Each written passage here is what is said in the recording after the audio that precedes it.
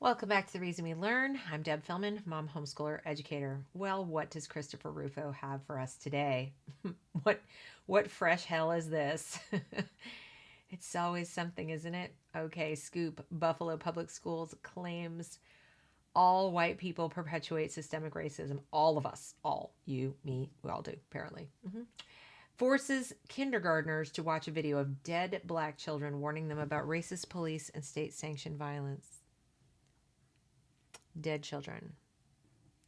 Okay, when I was in seventh grade and they made us watch Night and Fog about the Holocaust, there was a permission slip that went home so we could see a video about Jews killed in the Holocaust that might feature a few seconds here and there of scenes of the concentration camp. I mean, some of it's pretty disturbing, but we were also in seventh grade and parents could opt out. Yeah, I'm pretty sure the parents didn't get a note about this one. Anyhow, he's obtained whistleblower documents that will shock us. I don't know, Chris. I don't know. I think no, they probably won't. I wish that statement were true anymore. You could tell me that they had the kids wear signs that said, I'm a white oppressor at the age of 7 and stand outside while people threw rotten tomatoes at them. And I probably would not be shocked at this point. Yeah, they could have actual Maoist struggle sessions right there in the parking lot of the school, and I probably wouldn't be shocked. I wouldn't. I'd be horrified, of course, naturally, but no, wouldn't shock me anymore. The story begins with the district's diversity czar, Fatima Morell, who developed a new anti-racism curriculum and told teachers they must become woke and achieve critical consciousness, a Marxist pedagogical concept training students to identify and subvert their oppressors.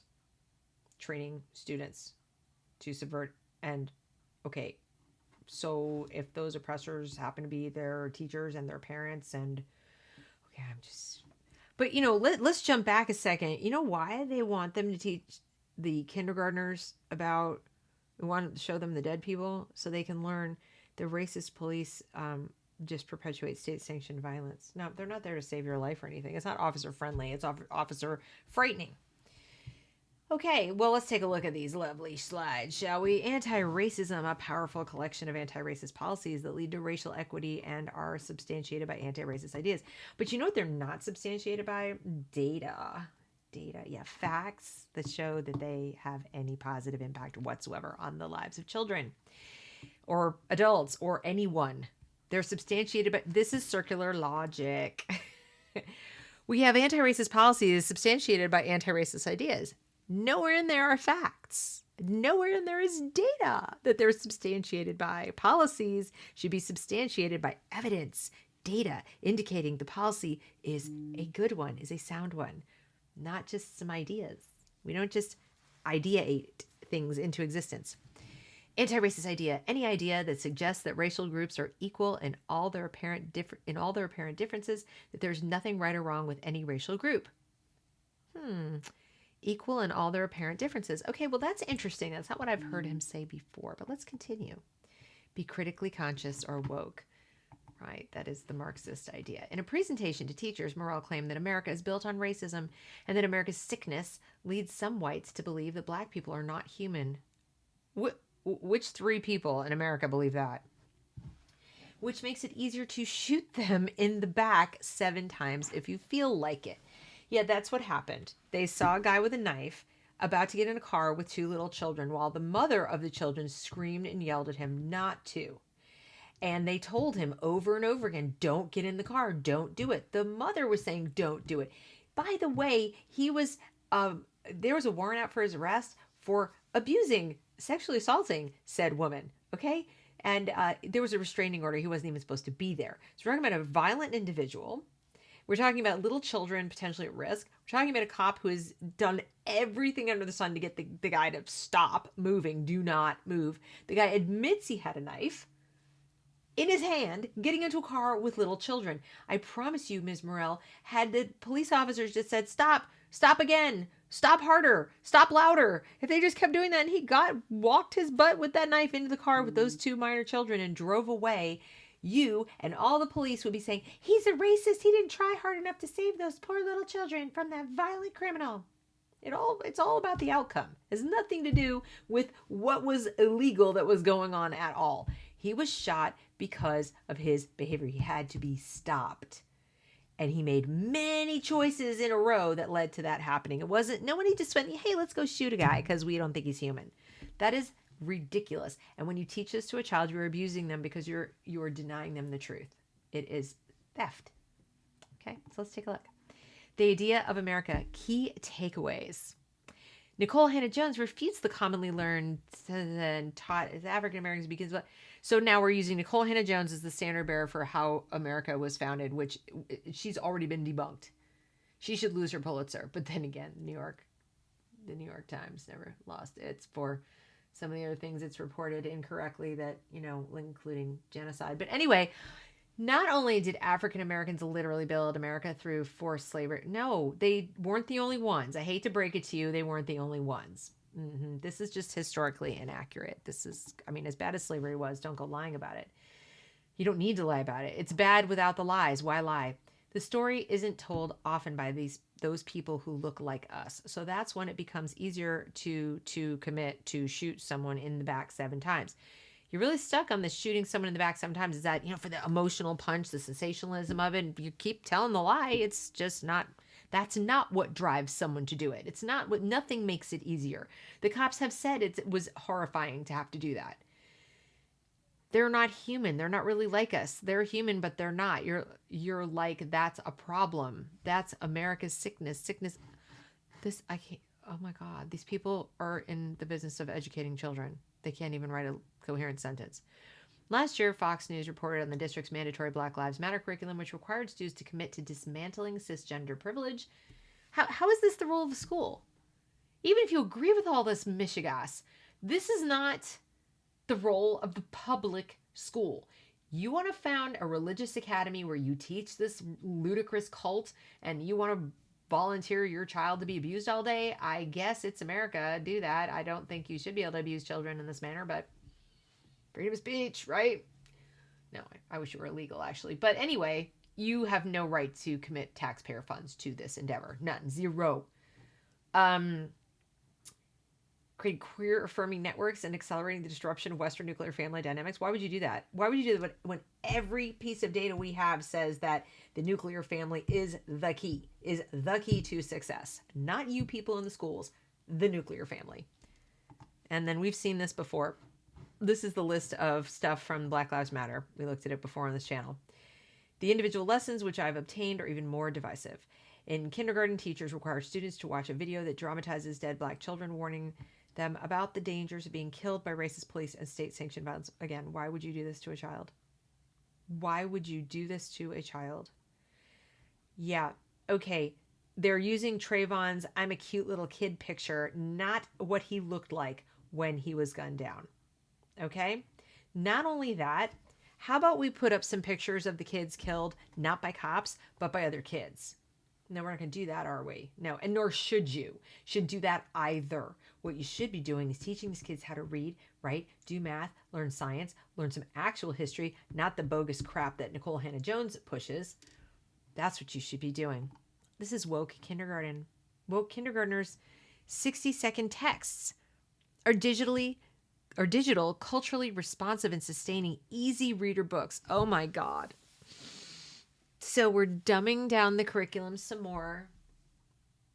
They're kindergartners, so they shouldn't be reading at all. I mean, they don't need to be, but you should be reading to them and not from dumbed down, easy reader books that are culturally responsible or responsive or whatever. They're definitely not responsible. They are meant to serve as leveled anchor texts for children and families to engage in learning for liberation. Oh, now we're into Black liberation ideology, are we? Black Lives Matter Book 1, which created to honor some of the Black children that have lost to racist police. You can't prove they were racist. There's literally no evidence they were racist. This is insane. What's going on in Buffalo, New York is utterly insane. Use this book to have open and honest conversation. This isn't honest. It's a lie. It may be open, but it's not honest. This is horrible. This is just unbelievably horrible. Our lives matter. Okay, he wasn't killed by a cop. He was killed by a guy whose head he was bashing into the ground. Now, a guy who shouldn't have been there, shouldn't have had anything to do with him, but neither of those two men were innocent in that situation. Oh boy. Oh boy. Yes. I was just walking. And maybe they were. But why would you show this to 6-year-olds? In middle school, students are told that all white people play a part in perpetuating systemic racism and that white elites work to perpetuate racism through politics, law, education, and the media. You know what's ironic? That's true. They do. But using curricula like this. This is how they do it. This is how they do it. This is not the way you're going to dismantle it. This is the way you're going to entrench it. Who do you think creates this garbage? Who do you think pushes it into the schools? Who do you think is financing it? Who do you think finances the campaigns against school choice? Who do you think is doing all of that? Let's see. Yeah, up those guys. They're probably not all white either. There are plenty of grifters who are not white, like Nicole Hannah-Jones, for example. But the point is they're grifters. And they definitely want to perpetuate and keep racism alive because it's profitable. If they're selling something, it's profitable. And if they're selling ideas, it's profitable in terms of their power. They keep getting elected. They just keep getting people to vote for them because these are the people this time who are going to save us, except they never do. Racial power of white elites. All white people play a part in perpetuating systemic racism. No, we don't all. Some of us are working real hard to dismantle it, but this isn't how you do it. However, it's important to recognize the powerful role played by white elites, often unconsciously. Nope, the ones who are doing it very consciously. They work to perpetuate racism for politics, blah, blah. Yeah, as I said, it's important that the public hold white elites accountable. I would love to. Could you get out of my way? Could you stop making it easier for them to not be held accountable? That would be awesome. Super. Thanks. Good talk. That's because the people in power have a great ability to help combat racism and promote equality. No, they don't. You know who does? You do. By not doing this. Impoverishment people of color and enrichment of white people. Again, guess who's doing it? Guess who bought up all their properties when they used to own homes? Back before the first public housing project. Who did that? I wonder. Yeah. Go watch What Killed Michael Brown. You'll get the answer. In high school, students must begin confronting whiteness in their classrooms. Oh my God. Are we learning anything in class? Do we read proficiently? Do we math proficiently? Can we pass the test to graduate? Or are we just going to graduate everybody because they're already, 18 or 19 and we need them to move on? We need the seat. I mean, what's going on here? Teachers asking white students to atone for their white privilege. This is like a religion. This is like a church. Use their voices for the cause of left-wing anti-racism. They must become activists. Students will be able to identify what the term white privilege means and draw conclusions based on text. Draw conclusions? Don't you mean jump to conclusions? Verbalize and write. I hate to break it to you, but writing is verbalizing. Their words. Did you mean talk? And write about ways people can use their voice as a cause, define a concept of white privilege. You're just asking them to regurgitate something because there's no definition of it. Teachers within Buffalo schools tell me the new anti-racism program pushes radical politics into the classroom and is developed into scolding skill trips and demands to demean oneself simply to make another feel empowered. Teachers are afraid to speak out. I'm so sick of this. Teachers, grow a pair. Grow a spine. Stop it. You're the labor force here. If you all walked out, look what's happening. If you all walk out and the world comes to an end, right? Well, you're all walking out on behalf of unions and other people, grifters who push this garbage. How about you walk out on behalf of humanity? Decency. The children that you claim to care about. Because any teacher that goes, I'm afraid to speak out. I'm so afraid. I have to go in and abuse the children because I'm afraid to speak out. I'm sorry to make fun of you, but I'm going to make fun of you. Because if you are seriously telling me that you are so afraid to speak out that you're going to show pictures of dead children to 6 and 7-year-olds and tell them to be scared of the police because you're scared to speak out, who are you? What kind of person are you? Why doesn't that scare you more? That should scare you a lot more, what you are doing to that child. I'm appalled. If this is true, if you're a teacher in Buffalo and you happen to catch wind of this video and you are speaking out, you're not just, a whistleblower going, psst, Chris here. I'd love to talk to you. If you're willing to go forward and tell this person what you think of her to her face, if you're willing to tell the parents they shouldn't subject their children to this because it's abusive, which you ought to know if you ever took any child development classes at all in your teaching program, I want to talk to you because you're a brave soul. And the people who won't do this aren't. Buffalo public schools are a disaster. By 5th grade, only 18... Didn't I just ask? 18% of students are proficient in math, 20% are proficient in English. But definitely, let's have them, verbalize and form conclusions. The new anti-racism program will do nothing to improve these outcomes. No, of course not. That was a foregone conclusion. It wasn't supposed to improve them. It was supposed to make them worse. If you really want to improve things, you wouldn't do this. Read the full story. Okay, so then he's got his article in City Journal, which I'll link to in the description section. But folks, I'm done. Gloves are off. I am done feeling sorry in any way for teachers who say, I'm afraid to speak out. No, you're not. You're afraid of losing your social status and your job. If you're a union employee, they can't just fire you for complaining about this, especially if you complain the right way, especially if you point out the fact that this is child abuse. Yes, it is. You're presenting inappropriate material to these children. It's also, I dare say, outside your certification. You do not have the training or the certification to present this material. The fact that they're doing it and letting you do it means that they are complicit and they should be punished. And parents ought to push back on that too. You shouldn't be thinking that you're more afraid to speak out than to go and break the rules. Color outside the lines, teach something that you know isn't benefiting these students, in at least in terms of their reading, writing, and math ability, which you know it's not. It has no place in the classroom just because of what time it takes up. So if you don't have enough courage to say, I'm not going to do this extremely obviously wrong thing, I'm going to mock you mercilessly. I am. I'm sorry, but I'm not sorry. Because it's just, I have quit jobs and taken hits to my financial bottom line over far less than this. This is appalling. There shouldn't be a teacher working for this district anymore. Every single one of them should have walked out. Every single one of them. Because if you all did it, if you all came together and said, we're not doing this. No, this is lunacy. So I have to conclude the fact that hasn't happened, and we need to rely on whistleblowers, and we need to rely on, I'm scared. Here, this stuff, I know it's wrong, so I'm going to pass it to Chris Rufo on Twitter, but I'm going to go back to work and continue doing my job, what Fatima tells me to do.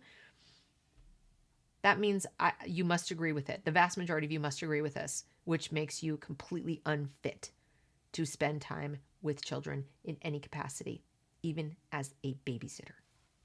So that's all I have for you right now. I'm going to go take a shower. Literally, I'm going to go take a shower. I took a long walk and I need to go take a shower, but this makes me want to take a shower even more. I think I'll use hotter water to get rid of this. If you like this sort of content, I hope you'll consider subscribing. I have some great live casts coming up in the next week, and I hope you'll consider joining my locals community. Tomorrow is our weekly Zoom call, and I hope to see you there. Have a great evening.